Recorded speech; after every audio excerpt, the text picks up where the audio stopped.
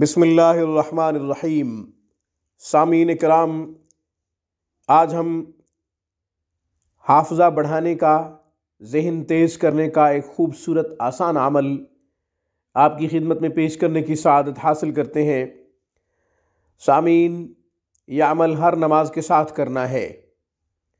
हर फ़र्ज़ नमाज के बाद जो बच्चा बच्ची, मर्द औरत या कवियो माथे पे हाथ रख के 11 दफ़ा पढ़ेगा, इंशाअल्लाह इस अमल की बरकत से हाफजा तेज़ होगा, दिमागी कमज़ोरी ख़त्म हो जाएगी, quwat हाफजा में खूब बढ़ोतरी होगी, इजाफ़ा होगा।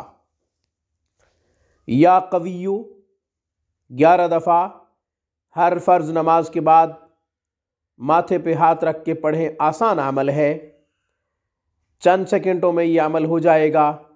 आज की वीडियो में बस इतना ही। रोहानी परवाज़ को सब्सक्राइब कीजिए। हमारी तमाम वीडियोस की अपडेट हासिल करने के लिए घंटी के बटन को दबा दीजिए। अस्सलामु अलैकुम वरहमतुल्लाहि वबरकातुहू।